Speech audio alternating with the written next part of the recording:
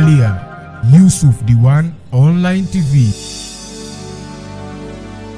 Naam bwana, mambo vipi? Ama naweza nikasema salamu alaykum kwa wewe mfuatiliaji wa YouTube channel yetu. Nikwambie tu ya kwamba ni wakati mwingine tena ambapo tumepata wasa kuzungumza na miongoni mwa mashehe ambao binafsi naweza nikasema ni walimu, moja kati ya watu ambao wanafahamu mambo mengi sana kwenye masuala mazima ya dini. Kuna mengi ambayo tunakwenda kuzungumza naye, lakini kubwa zaidi ni kuhusiana na kauli ambayo alikuwa ametoa msanii wa muziki wa Bongo Flava anajulikana kwa jina la Nasibu Abduli, kwa maana kwamba Diamond siku ya juzi kama sikosei alikuwa wanatoa mkono waidi pale kunako viwanja vya Leaders Club kwa ajili ya kuweza kuwasaidia watu ambao wenye uhitaji, na ilifika muda waandishi wa habari kuweza kuzungumza naye, na aliulizwa swali kuhusiana na kile ambacho kilienea sana mtandaoni, swala la kufuturisha.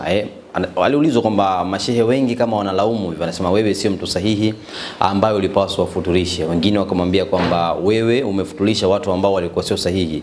Kauli hii kwa ujumla unaichukuliaje? Alichokijibu Diamond, alisema kwamba yeye anafanya kwa ajili ya Mwenyezi Mungu, alichobarikiwa ndicho ambacho alikitoa. Lakini akaenda mbali zaidi akasema kwamba kitu ambacho watu walikuwa hawafahamu, yeye ni miongoni mwa waumini wazuri sana kwenye Uislamu, kwa maana kwamba ni mtu ambaye anaswali swala 5 ni mfululizo pasi na kuacha hata kipindi kimoja cha swala kwa muda wa miaka 3 mpaka sasa. Ndio miongoni mwa kitu ambacho kikubwa kimenifanya mimi niweze kumtafuta Sheikh Diwani tuzungumze naye. Nimeona malalamiko mengi kwenye mitandao huko, watu wanasema kwamba kwa Diamond jinsi ambavyo unavyoishi wewe sio mtu wa kuswali, wewe uswali. Wengine wanasema kwamba wewe uswali kitu. Kama unafahamu kwamba Diamond anaingiza pesa kupitia masuala mzima ya muziki, anafanya muziki na maisha ya msanii kama tunavyojua, sometimes huwa anasuka, anakuwa na maeleni anavaa na matatu, wakasema moja kwa moja kwamba unachokiswali si chochote, endelea tu kufanya mambo yako. Nimemtafuta Sheikh Diwani nizungumze naye kwa hiki ambacho Diamond amekizungumza na kwa jinsi ambavyo watu wanasema ama watu ambao wanamhukumu, uhalali upoje? Je, ni sahihi kuongea maneno kama haya? Lakini kubwa zaidi Sheikh Diwani atatuambia kwa vile ambavyo amemsikiliza Diamond na muumini ambavyo anatakiwa iwe, inawezekana kweli kwa ni mtu ambaye anaswali ama ni maneno tu alizungumza kwa ajili ya kuweza kuwafurahisha watu ama waandishi ambao wapo pale kwa muda ule. Sheikh Diwani, assalamu alaykum wa rahmatullahi wa barakatuh. Wa alaykumus salam wa rahmatullahi wa barakatuh. Naam, kwa hakika ni miongoni mwa watu ambao umeona kile ambacho msanii wa muziki Diamond amekizungumza kuna kwa mahojiano yale. Natamani nifahamu kwamba kwa ujumla umechukuliaje kile ambacho Diamond amekizungumza hasa? Kwa mimi binafsi katika kile ambacho kimeongewa na Diamond, mimi nafikiri si wakati wa kumshambulia Diamond, ni wakati wa kumwombea dua, kwa sababu kama watapatikana watu na kumkatisha tamaa ni kitu kibaya sana, ni jambo baya sana. Yani ilitakiwa watu wamuombee dua na wampe thibat, kwa maana wamuunge mkono, ili katika yale ambayo anayoyafanya inawezekana ikawa ni sababu ya kumbadilisha taratibu. Mtu abadiliki ghafla tu, ghafla kabadilika, iko hivyo. Sasa kama mwenyewe Diamond alifanya, akawaita watu, wakapatikana watu wakasema hakuita watu sahihi, na hata angeita sahihi asingekosa, yani pasingekosekana kuletwa maneno ya kila namna. Ila mimi nimependa kitu kimoja katika yale maneno alozungumza. Kwanza kazungumza kwa ujasiri, lakini pili kazungumza kwa upole, lakini jambo la tatu kazungumza mambo yaliyo sahihi kabisa. Kwa maana mimi sijali comment ya mtu hapa, mimi nimempongeza. Unajua al-Imam Shafi'i ana maneno anasema, yukhatibni safihu bikulli qubhin fa akrahu an akuna lahu mujiban, yazidu safahatan fa azidu hilman ka'udin zadahu al-ihraqu tiban. Imam Shafi anasema yukhatibni safihu, kuna wakati mtu mpumbavu na aliyomjinga anaweza akanielezea bikulli qubhin, kwa kila sifa mbaya. Tanipa mimi kila sifa ya aina iliyokuwa mbaya, kila sifa maneno machafu, anaweza mtu mpumbavu akawa kazi yake ni kunieleza mimi. Sasa Imam Shafi anasema fa akrahu an akuna lahu mujiban, mimi nachukia sana kuwa ni mtu mwenye kuwajibu watu wajinga wa kiasi hiki.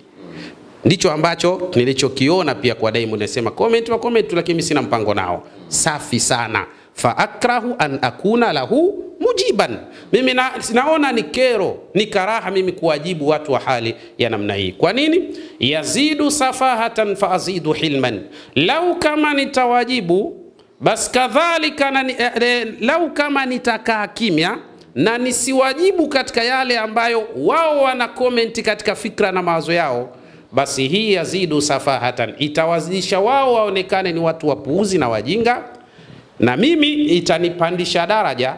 Kaudin zadahu al-ihraqu tiban, nitakuwa kama jinsi unavyoona udi, jinsi unavyozidi kuungua ndivyo unavyozidi kutoa harufu nzuri katika hali za namna hiyo. Kwa hiyo mimi ninachosema, kwa ninavyofahamu mimi, Diamond inatakiwa apewe moyo, Diamond inatakiwa ashikwe mkono, lakini kadhalika Diamond inatakiwa aombewe dua. Hatua anayofanya ni nzuri, kwa sababu maneno yake aliposema ya kwamba mimi nina mwaka wa 3 ninaswali, anakuja mtu anasema unaswali nini wewe? Subhanallah, wewe umekuwa nani wa kumhukumu kwamba unaswali nini? Yani hiyo swala unalipa wewe? Ukiuliza nini, maisha anayoishi na sala ni vitu vili tofauti. Jamani, hapa naomba tufahamu kitu. Kuna sala na kuna matokeo ya swala. Hivi ni vitu vili tofauti. Swala ni faradhi. Matokeo ya swala anayoyatoa hayo matokeo ni nani? Ni Mwenyezi Mungu Subhanahu wa Ta'ala, na sio mwanadamu yoyote yule. Mwenyewe anasema mimi nina mwaka wa 3 ninasali.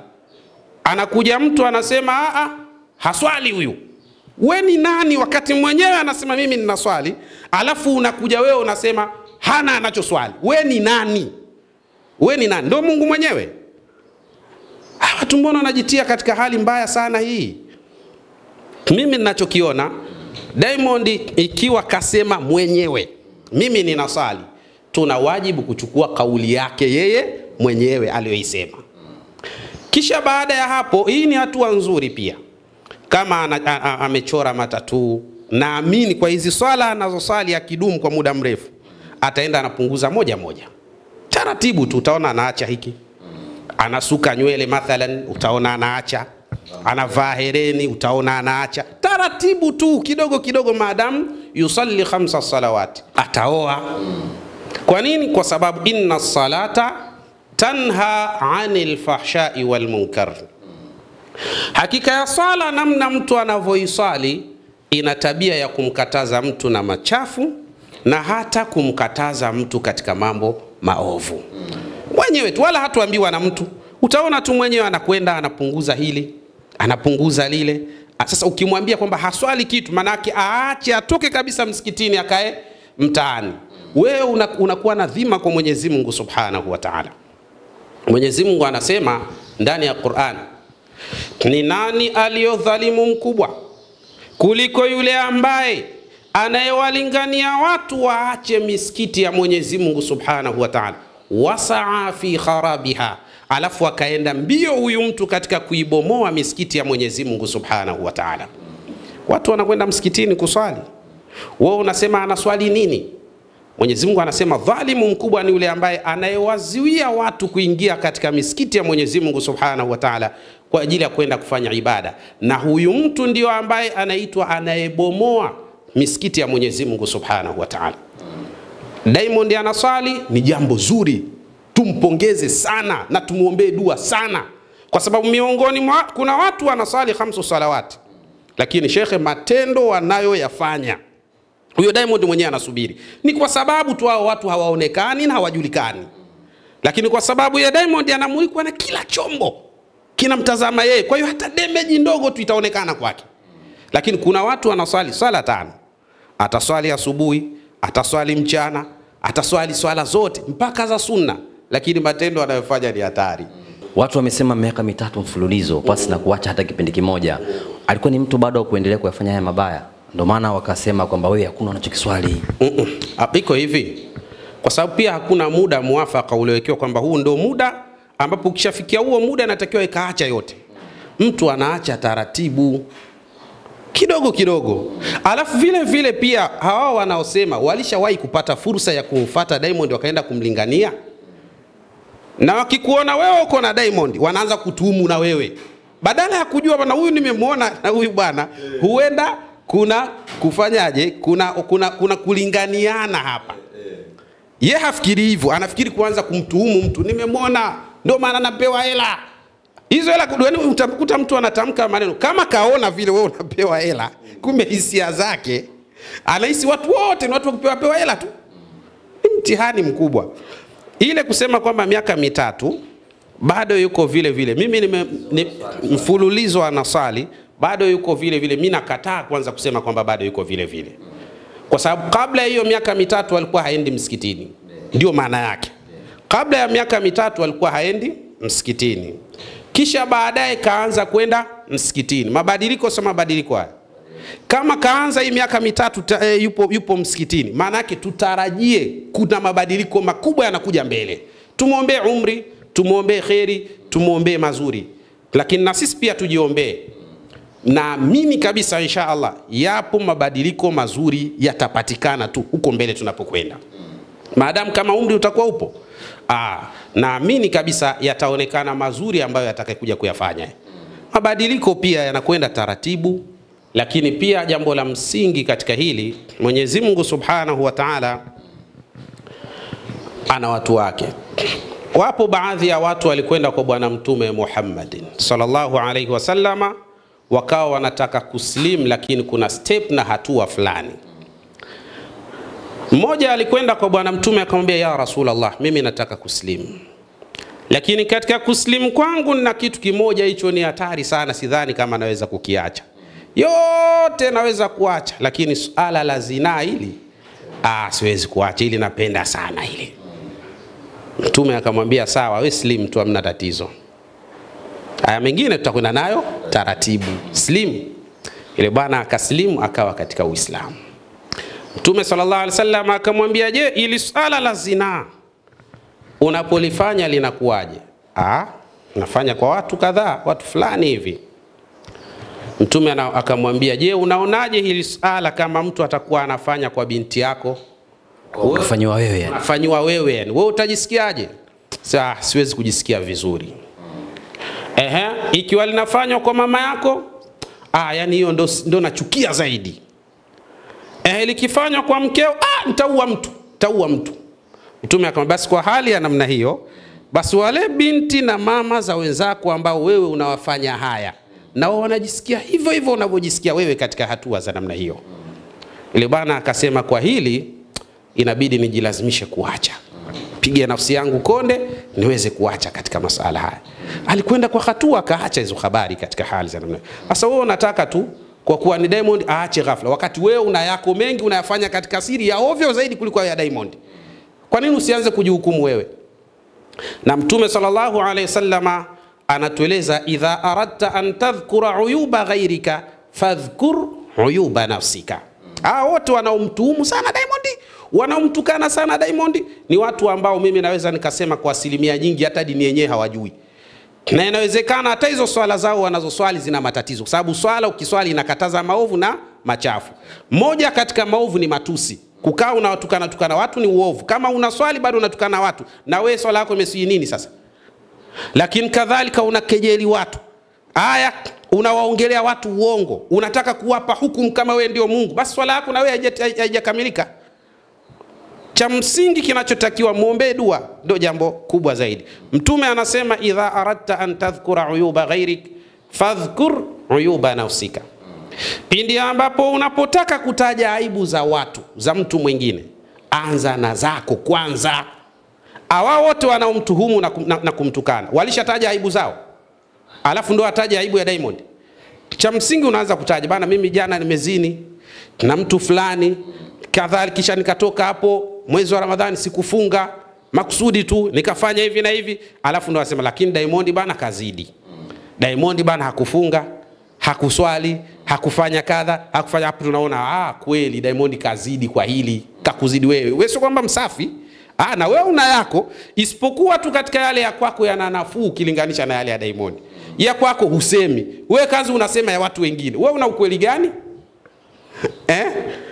Kwa hiyo mimi ninachosema kwamba mimi namuombea dua tu Diamond, lakini pia na sisi wenyewe tuombe dua Mwenyezi Mungu atujalie kila la kheri. Ni mara ngapi tunaona wale watu wa hovyo ambao tulikuwa tunataraji kuwa ni watu wa hovyo, Mwenyezi Mungu akawabadilisha wakawa watu wema. Mara ngapi tunaona hali za namna hii? Kwa usianze kumtuhumu na kumnyoshea mtu kidole. Napenda sana yale maneno ya Abu Hamid Muhammad al-Ghazali, Imam al-Ghazali, ambapo aliposema kun qadiyan, yani kun da'iyan wala takun qadiyan. Siku zote jitahidi sana kuwa ni mtu unayelingania katika ubora wa mazuri ili watu wayafate, na kuwa ni mtu ambaye bila shaka ambaye usiwe katika wale watu ambao kanuni yao ni kila wanachoona wao kuhukumu tu. Usiwe hivyo. Kuwa ni mtu mlinganiaji wa mazuri. Kafanya mtu zuri anakuambia na swala 5, mpongeze kwa hilo, umtie moyo. Sio mkatishe tamaa, yani umtoe tena msikitini kwenyewe aendelee. Acheni habari hizo jamani. Ni ile shehe utakuta mtu inawezekana kwamba mtu akaingia msikitini vile alivyo, ana malasta hivi kama wasanii wao wamesuka wamevaa kofia hivi, na sui kweli. Kuwa na rasta wala hakukatazi chochote kuingia msikitini kwenda kuswali. Hakukatazi chochote. Na wala kuvaa hereni hakukatazi chochote, kwa sababu ukiangalia katika nawaqidhus sala, vitenguzi vya sala, hamna rasta. Hakuna kuvaa hereni. Kwamba eti ndio vipo hivi vikiwepo hivi vinatengua sala, hakuna. Bali kuvaa hereni kuna hukumu yake nje ya swala, lakini kadhalika kusuka hizo nywele kuna hukumu yake nje ya swala, lakini swala itabaki kuwa ni faradhi, ni lazima. Kule kwetu kuna mtu mmoja, yeye kwa uthibitisho, sitaki kumtaja jina, kwa uthibitisho wake yeye mwenyewe, yeye alikuwa anajitangazia yeye ni muuaji, naua sana watu. Sio kwa kuua kwa kupiga mapanga, alikuwa ni mchawi. Maana yake anafanya masala ya uchawi, akikutaka wewe anakuua mara moja tu. Na ilikuwa hivyo, ilithibitika kwamba huyo mtu anafanya matukio kama haya. Ikafikia wakati hata mtu akiwa anamchukia mtu fulani anakwenda tu kwa yule bwana, anambia bwana, mimi nimekuja, kuna mtu fulani sitaki kumuona, nataka aondoshwe. Anakuambia naomba fedha zangu mimi nile kabisa, kwa sababu mimi najua pepo yangu iko hapa hapa duniani. Anakutajia kiwango, unampa kile kiwango, anafanya ya kufanya yule mtu. Tena anakuuliza, unataka jua lizame au unataka lisichomoze? Maana yake ana uhakika na anachofanya. Kama umemwendea saa 4 asubuhi anakuambia unataka jua lifike sawa sawa saa 7 ile. Mimi nataka hata dakika 15 nipe zangu. Anakutajia pale, unampa. Basi anakuambia kuua mtu ni rahisi zaidi kuliko kukata mua. Yani kule ukata mua papo mpaka mua ukakatika mbali. Basi kweli dakika 2 utakuta mtu kashaondoka. Lakini yule bana ni 5 salawati. Anaswali swala 5, hakuna kipindi kinachompita. Na swala zote zile za sunna yumo, saumu zote za sunna yumo. Sasa watu wakamuuliza siku moja, unafanya haya nini sasa wakati wewe matendo unayoyafanya yana ishara mbaya? Akasema swala ni faradhi, ni lazima. Kwa hiyo ninachokifanya mimi ninaswali kwa sababu swala ni lazima na ni amri ya Mwenyezi Mungu Subhanahu wa Ta'ala. Haya mengine ni ya kwangu mimi, lakini swala natekeleza amri ya Mungu wangu. Alipo kwa anachokifanya. Sahihi kabisa. Sasa wewe leo unakuwa hakim. Tena hakim mwenyewe mshauri wa Mungu. Unasema Diamond hana swala. Hata swali namna gani hamna. Wewe ni nani? Wewe ni nani? Ushakuwa na elimu ya ghaibu? Mimi nasema kwamba Diamond akiswali swala anayo. Sasa malipo ya swala hayo atayajua mwenyewe Mwenyezi Mungu Subhanahu wa Ta'ala. Na wala asiache kuswali, na wala vile vile asikatushe tamaa. Mwenyezi Mungu anasema la taqnatu min rahmatillah, msikate tamaa na rehema za Mwenyezi Mungu Subhanahu wa Ta'ala. Kwa hiyo aswali sana, aendelee na sala na wala asiache, kwa sababu katika sala hiyo hiyo ambayo anayosali ndipo inaweza ikambadilisha taratibu.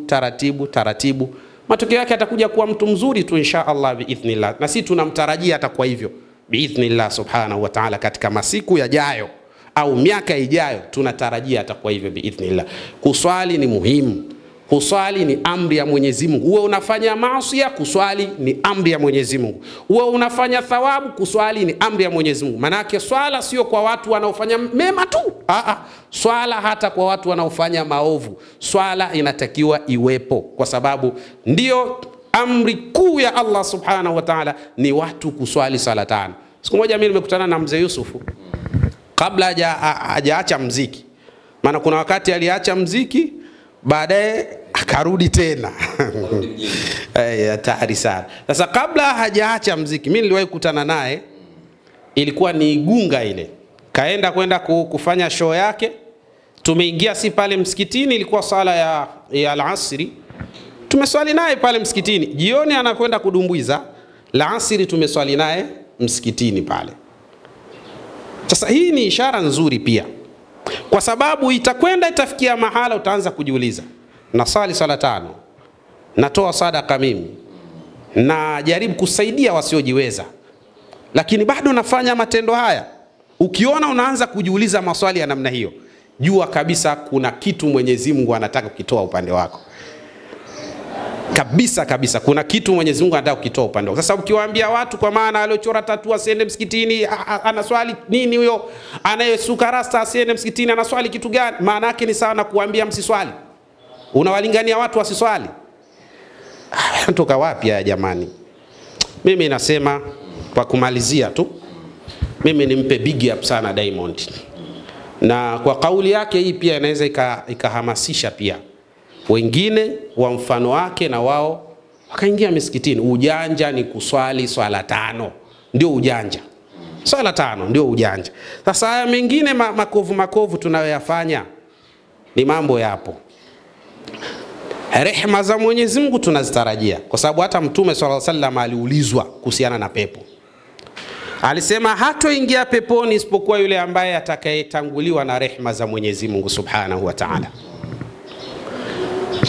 Rehema za Mwenyezi Mungu, naam, sio kwa matendo ambayo tunafasema. Hakuna mtu mwenye matendo anaweza kuyafanya yakawa matendo hayo ndio ikawa sababu ya kwenda peponi. Bali yale matendo tunayofanya ni kutekeleza amri ya Mwenyezi Mungu Subhanahu wa Ta'ala. Kwa hiyo iko hivyo, kuna watu wanaweza wakaswali lakini na wakaenda motoni. Ndio swala 5 na wakafanya yote katika matendo na wakaenda motoni vizuri tu. Kwa mfano hawa wanaomtukana sana huyu Diamond, hii ni hatari. Unaweza kaa unafanya hayo unayoyafanya ukawa unamwekea katika akaunti yake ya akhera bila mwenye kujua. Mtume aliulizwa siku moja, aliwauliza masahaba, atadruna man muflis, mnamjua mtu aliofilisika? Masahaba wakasema, almuflisu fina man laysa lahu mata'an wala dirham. Muflisi ni yule ambaye kwetu sisi tunavyomjua hana hela, alikuwa nazo zikaondoka. Huyo ndo tunajua mtu aliofilisika. Mtume sallallahu alaihi wasallam akamwambia masahaba, almuflisu fina man laysa anasema man yati yawmal qiyamati bisalati wazakati wasiyami wa kadha wa kadha. Akasema mtu aliofilisika kwetu ni yule ambaye atakayekuja siku ya kiyama kaswali vizuri swala 5, wazakat na katoa vizuri sana zaka, lakini kafunga vizuri sana mwezi wa Ramadhani, amekwenda haji, ametoa sadaka, kakaa na watoto yatima, kafanya kila lilokuwa zuri. Muflisi atakuja siku ya kiyama katika hali ya namna hiyo. Hatari atakayekuja nayo ni hii, wayati waqad shatama hadha, atakuja akiwa na madonda yafuatayo: kamtukana huyu, wa akala mala hadha, kala mali ya huyu kwa dhulma, wa kadhafa hadha, kamzushia huyu, kamkatisha tamaa katika mema huyu, basi atakuja na makovu mengi sana. Mtume anasema akiwa hivyo huyu mtu fayuta hadha min hasanatihi, kila mmoja katika wale atakuwa anapewa kutokana na mema ya yule mtu uliyemtukana. Unapunguziwa ule mtukano, unapunguziwa mema yako, anaongezewa huyu ambaye ametukanwa. Sahihi. Yani uliyemtukana panatazamwa ukubwa wa lile tusi ule mtukana, panamegwa sehemu ya thawabu zako anapewa yule ambaye wewe umemtukana. Yule ambaye umemzushia panamegwa sehemu ya mema yako anapewa yule ambaye uliomzushia. Uliomkatisha tamaa katika mema panamegwa sehemu ya mema yako anapewa yule ambaye wewe umemkatisha tamaa katika mema. Na mfano wa hayo, masahaba walishangaa sana, wakasema ni hadithi inashangaza, inaogopesha. Unafanya wewe matendo alafu malipo anakwenda kulipwa mwingine. Hii ni hatari sana. Haya, basi baada ya kusema hivyo masahaba wakasema, in faniyati qabla an yuqda alayhi, Sasa mema yake yakiisha, alafu kuna wengine bado wanadai, inakuwaje? Mtume akasema ukhidha min khatayahum faturhat alayhi thumma turiha fi an-nar, yatachukuliwa makosa ya wale watu sasa, alafu anapewa yeye kwa kadiri ya kile alichowafanyia, alafu kisha yeye anaenda motoni, wale watu wanasalimika. Unaona hatari hiyo? Kwa maana huwezi kuwa na mabaya yote, lazima na mazuri uko nayo. Sahihi kabisa. Sasa hii haya mambo ya matusi haya, kuwatukana watu, hukumia watu, ni vitu hatari sana. Na bahati mbaya ulimwengu tulionao kwa sasa, haswa katika dini yetu, kila mmoja ni alim. Kila mmoja hata asiyejua anajifanya na yeye kujua. Hii ndio tatizo tulokuwa nalo kwa sasa. Yaani sasa hivi hajulikani shekhe ni nani, maamuma ni nani. Maamuma naye anatoa fatwa, shekhe anatoa fatwa. Maamuma ambaye hakusoma anakuambia kwa maana anamjua shekhe anayepatia ni nani na anamjua shekhe anayekosea ni nani. Si mauzauza. Tumalizie kwa sababu ya muda. Kuna watu walikuwa naamini mwezi mtukufu wa Ramadhani ulikuwa utoe huduma, kwa maana kwamba ofisi yako ulifunga. Hebu waambie Ramadhani imeisha na nini kinaendelea ofisini kwako, na waambie wale ambao walikuwa wafahamu ofisi inapatikana wapi na vipi unaweza kupata mawasiliano yako. Sawa. Sisi mwezi mtukufu wa Ramadhani tuliendelea na shughuli kama kawaida, na bado hivi tumemaliza, shughuli zinaendelea kama kawaida kwa matatizo ya aina mbalimbali, maradhi ya aina mbalimbali, dua kutokana na masala ya kisihri, ya kichawi, kishaitani na mabalaa mengine. Inshallah tunaweza kukushauri na kusema na Allah subhanahu wa ta'ala. Tunapatikana hapa Mbagara Kiziwiani, barabara ya lami kuelekea jeshini. Kwa mawasiliano utatupata kwa namba 0756634277 au 0712316222. Nimezungumza ya kwake, lakini na wewe uliyetazama hii video unaweza ukazungumza ya kwako. Tuambie kwenye comment hapa kile ambacho Diamond amekizungumza. Ana swali 5 mfululizo kwa muda wa miaka 3 pasi na kuacha hata kipindi kimoja cha swala. Unahisi ni sahihi? Inawezekana ikawa kweli ama sio kweli? Lakini Shediwani naye amezungumza mengi hapa kuhusiana na kile ambacho nimemuuliza. Na wewe tuambie hiki ambacho amekizungumza Shediwani, unahisi ni sahihi kwa aina gani? Kama kuna namna yote ambayo Shediwani ameongea amekukwaza, naomba msamehe, yeye ni binadamu. Lakini kama amekufurahisha zaidi, pia tuambie kwenye comment kwa hiki ambacho Shediwani amekizungumza, mimi nimekifurahia zaidi. Lakini namba za simu ameziweka hapo kwa wewe ambao unahitaji huduma yake. Anapatikana maeneo ya Mbagala hapa. Kuna kituo naita Maturubai, kabla hujafika Zakiem. Kuna njia imeingia, kuna jeshini hivi. Unaweza kufika maeneo hayo, ukifika unaweza kuuliza Shediwani, lakini namba za simu ameshaziweka. Ukikosa hapo unaweza kunitafuta hata mimi Nyundo TV, kuna mitandao yangu ya Instagram Nyundo TV, TikTok Nyundo TV, hata Facebook Nyundo TV. Naambia mimi nina shida ya kufika kwa Shediwani, nitakufikisha ama nitakupa namba. Nikwambie kama ndo mara yako ya kwanza kutazama video kwenye YouTube channel hii, basi usisahau kusubscribe. Thanks for watching. Na bila shaka lau mtapouona ujumbe huu mtakimbizana huku na kule kuhakikisha mnalifanya hili jambo ambalo bila shaka ni jambo bora kabisa kabisa. Allahumma, Mwenyezi Mungu tunakuomba kwa kila yule ambaye atakayefanikisha sisi kufanikiwa kupata vifaa hivi, ya Rabbi nayo mfanikishie katika yale anayoyatamani katika mazuri yaliyo katika nafsi yake kwa hurma na utukufu wako. Ewe ndugu yangu tunahitaji laptop kutoka kwako. Ewe ndugu yangu tunahitaji desktop kutoka kwako. Ewe ndugu yangu tunahitaji kamera kutoka kwako. Ewe ndugu yangu tunahitaji stendi, mataa, ili ofisi yetu na kadhalika studio yetu iweze kuwa imara zaidi. Boreshaji ni nani? Ni wewe ndugu yangu, na bila shaka unaweza